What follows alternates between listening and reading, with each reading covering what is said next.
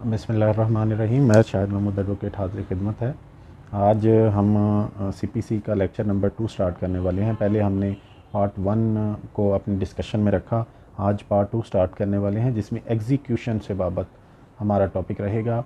Execution मतलब इजरा। Section 36 जो deals करता है application to orders. The provision of this code relating to the execution degree shall, so far as they are applicable to deemed to be applied to the execution of order। तो जितनी भी provisions हैं CPC में जो execution of degree की बाबत हैं वही provision for execution of order के लिए exercise होंगी। सेक्शन 37 में definition of court which passed a degree उसका जिक्र है।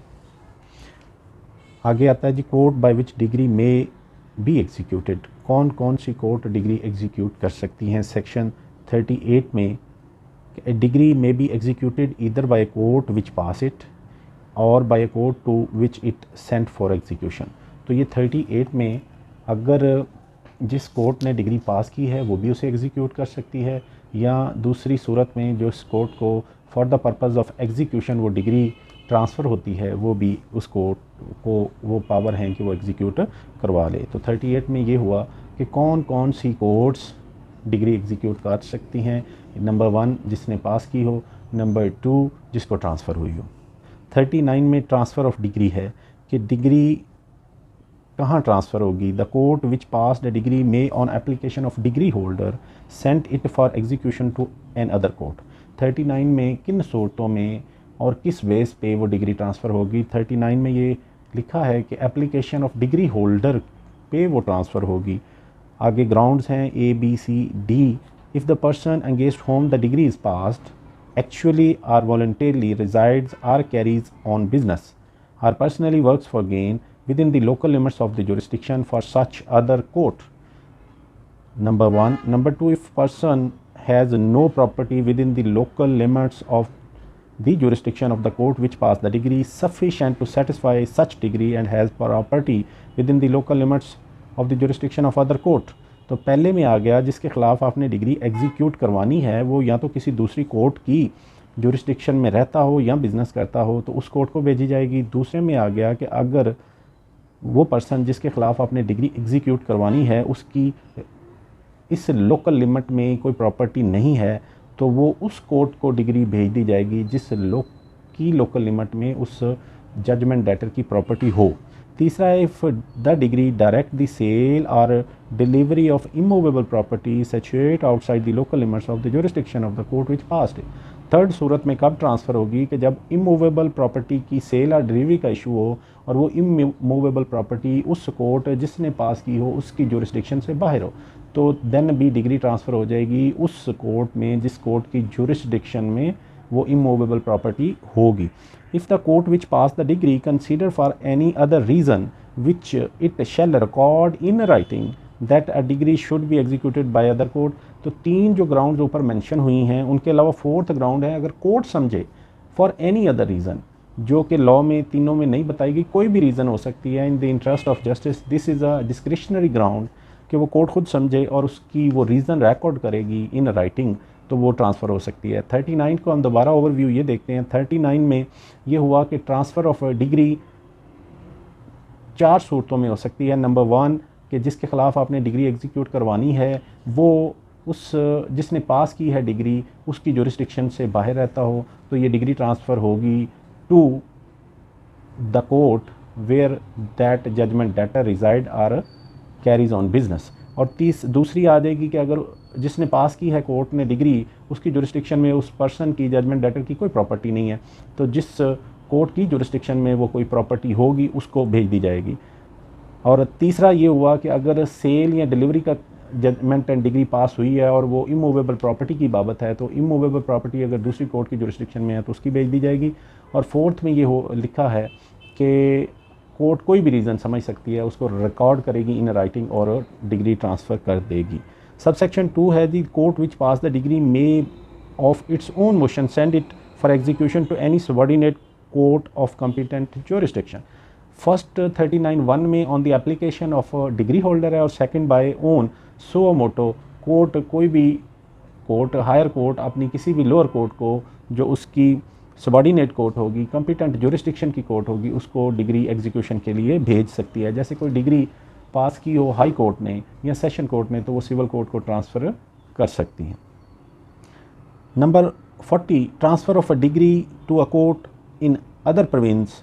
इसमें भी वही है कि वो कोर्ट दूसरे प्रोविंस को भी भेज सकती है। Result of execution proceeding to be certified. अच्छा, अब रिज़ल्ट है जो एग्जीक्यूशन का, वो जिस कोर्ट ने डिग्री पास की है उसको बताना है जिस कोर्ट को भेजी गई है। The court to which a decree is sent for execution shall certify to the court which passed it the fact of such execution, or where the former court fails to execute the same, the circumstances attending such failure। वो reason बताएगी जिस court को degree transfer हुई है, अगर उसने execute करवा ली हैं तो उस बाबत, और अगर फेल रही है तो उसकी रीज़न बताएगी।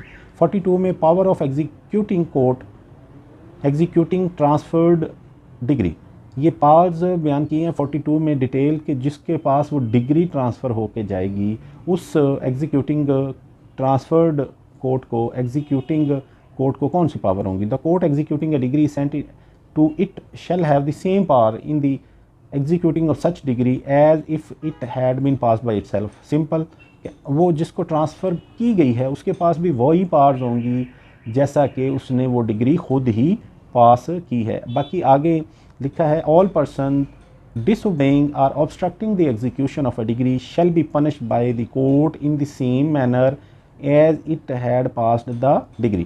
तो इस 42 से ये मिला कि सेम पावर्स होंगी जो ओरिजिनल कोर्ट को हैं जिसने डिग्री पास की है। 43 में execution of decree passed by the British court in the place of which this part does not extend और इन फॉरेन टेरेटरी रेलिवेंट नहीं बनता। Execution of decree passed by the court acceding states 44 है। अब हम सीधे आते हैं 46 पे। ये प्रीसेप्ट है। प्रीसेप्ट में थोड़ा सा फ़र्क ये समझें कि एक ट्रांसफ़र ऑफ डिग्री है, एक प्रीसेप्ट है। ट्रांसफ़र ऑफ डिग्री में जब वो डिग्री एग्जीक्यूशन के लिए ट्रांसफ़र की जाती है तो वो सारी प्रोसीडिंग ही उस ट्रांसफरी कोर्ट में होंगी। प्रीसेप्ट में ये इतना है कि कोर्ट जो जिसने ये डिग्री पास की है वो उस ट्रांसफरी कोर्ट को प्रीसेप्ट भेजेगी, सिर्फ उसको डिग्री एग्जीक्यूट करनी होती है विद लिमिटेड पावर्स और with in a specific 3 month period. अगर वो ना कर सके तो वो प्रीसेप्ट जो है वो वापस आ जाता है। अपॉन द एप्लीकेशन ऑफ 46 में हम प्रीसेप्ट पढ़ने लगे। Upon the application of a degree holder the degree which passed the degree whenever it think fit issue a precept to any other court which would be a competent to execute such degree to attach any property belonging to the judgment debtor and specified in the precept। precept में जो original court है वो किसी भी court को बाबत attachment के लिए लिख सकती है कि आप ये प्रॉपर्टी आपकी जुरिस्डिक्शन में है, ये जजमेंट डेटर की है तो आप इसको अटैच कर दें। The court to which precept is sent shall proceed to the attachment of the property in a manner prescribed in regard to the attachment of property in execution of a degree। तो precept is only for attachment। इसमें सिर्फ इतना देखना है कि कितना period है, 3 month नहीं है, 2 मंथ का पीरियड है।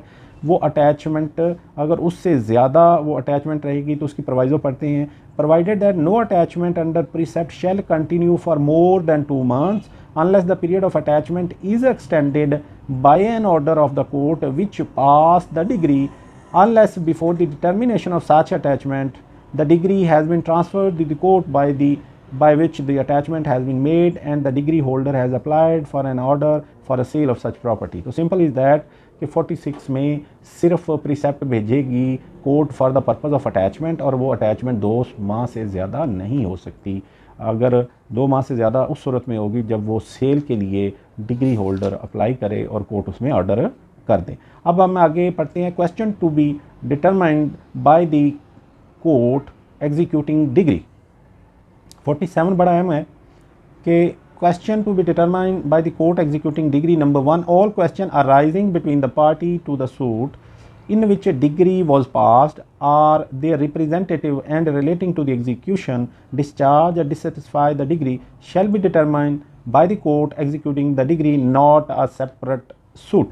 47(1) को read with आपने 12(1) पढ़ना है, यानी कि 12(1) जो मैंने पिछले लेक्चर में डिस्कस किया था सेक्शन 12 सब सेक्शन 1, जिसमें ये लिखा है कि अगर रूल में separate suit barred by law हो तो सेपरेट सूट नहीं हो सकता। तो इस 47(1) में भी आप देखें तो ये रिस्ट्रिक्शन कदगन लगाई गई है कि अगर किसी के कोई क्वेश्चन जिसकी क्लैरिटी चाहिए होती है, जिसमें कोर्ट्स की कोई ऑर्डर्स चाहिए होते हैं, वो उसी एग्जीक्यूटिंग कोर्ट को ही पावर हैं वो उनको रिजॉल्व करे। शेयर जैसे फॉर एग्जांपल लीगल एयर्स के दरमियान कोई शेयर्स का इशू आ जाए, उसकी डिस्ट्रीब्यूशन का इशू आ जाए, कितना किसका हिस्सा है, इससे रिलेटेड जितने भी जो क्वेश्चंस होंगे वो एग्जीक्यूटिंग कोर्ट ही करेगी, सेपरेट सूट नहीं फाइल होगा। 2 में है द कोर्ट में subject to any obligation as to limitation or a jurisdiction treat a proceeding under this section as a suit and suit as the proceeding and may if necessary order payment of any additional court fees. तो ये एक इसमें second part में ये आ गया कि अगर ये एप्लीकेशन कोई गुजारी जाती है तो जो एग्जीक्यूटिंग कोर्ट है वो इस एप्लीकेशन में जो प्रोसीडिंग करेगी वो ऐसे ही करेगी जैसे किसी सूट में करती है। अगर ज़रूरत पड़े तो एडिशनल कोर्ट फीस का भी ऑर्डर कोर्ट कर सकती है। अच्छा, इसमें आ गया नंबर 3 में where a question arises as to whether any person is or is not the representative of parties such question shall for the purpose of this section be determined by the court. इसमें फिर आगे further कह दिया कि ये अगर कोई question आ जाए कि ये बंदा तो उस डिग्री होल्डर का या कोई अदरवाइज जजमेंट डेटर का रिप्रेजेंटेटिव ही नहीं है, तो ये भी इस सेक्शन में कह दिया गया कि वो ही एग्जीक्यूटिंग कोर्ट ही इसको डिसाइड करेगी। इसमें आगे हमारे पास सेक्शन 48 आ जाएगा, limit for time of execution. Time limits को डिस्कस किया गया है। ये जो 48 है इसको आपने read with article 181 of limitation act आपने पढ़ना है। वेयर एन एप्लीकेशन, क्योंकि एक चीज़ है इसमें जो टाइम पीरियड प्रोवाइडेड है वो 6 ईयर है। जब हम 181 पढ़ते हैं लिमिटेशन एक्ट का तो उसमें लिखा हुआ है कि for time for the application to whom no time limit is provided in the limitation act the time is 3 year. यानी कि जिन एप्लीकेशन का टाइम लिमिटेशन एक्ट में नहीं प्रोवाइड किया गया उन एप्लीकेशंस के लिए 3 इयर्स का टाइम है। लेकिन ये जो सेक्शन 48 है ये कहता है where an application to execute a decree not being a decree granting an injection has been made no order for execution of the same decree shall be made upon any fresh application presented after the expiration of 6 years from the date of decree. और आगे वो reason बताई गई हैं। अब इसको समझना बड़ा ज़रूरी है कि 6 बेसिक टाइम तो 6 years है, लेकिन अगर 181 ऑफ लिमिटेशन का आर्टिकल पढ़ें तो उसमें 6 की बजाय 3 years है। तो इसमें फिर judgements honourable Lahore high court, Lahore supreme courts की हैं कि अगर first execution within 3 years file हो जाती है और वो विड्रॉ हो जाती है या जो भी उसका डिसीजन नहीं होता तो फिर सेकंड एप्लीकेशन के लिए टाइम अप टू 6 year है। तो आज तक के लिए इतना ही। सेक्शन 36 से लेके 48 तक आज हमने इसको स्टडी किया। हमारी ये कोशिश है कि इस बेयर एक्ट को हम शॉर्टली कंप्लीट कर लें। सेक्शन पार्ट्स को 48 तक हम पहुंच गए हैं। जो दोस्त जो स्टूडेंट्स हमारे इस लेक्चर को फॉलो कर रहे हैं वो हमें बताएं कि इसमें आपको समझाने में हम कामयाब हो पा रहे हैं कि ये नहीं, क्योंकि हमने जो ऑब्ज़र्व किया है कि जो लॉ गेट के स्टूडेंट हैं या दूसरे भी कम्पिटिटिव किसी भी एग्ज़ाम के स्टूडेंट्स हैं, ना तो वो गाइड से उनके एग्ज़ाम हल हो रहे हैं ना ही वो रेडीमेड MCQ से हो रहे हैं। तो हम आपको बेयर एक्ट से मेयर रीडिंग से जो उसका basic crux of the section है वो बताने की कोशिश कर रहे हैं। इसमें without reading the text of the bare act ये चीज़ समझी नहीं जा सकती। लेक्चर में भी थोड़ा लंबा हो जाए, लेकिन इसको अगर आप इस लेक्चर को वंस सुन लें तो आई होप कि आपका CPC का जो 20 नंबर का MCQ आना है लॉ गेट के स्टूडेंट्स का वो उनका क्लियर हो जाएगा। Thank you very much.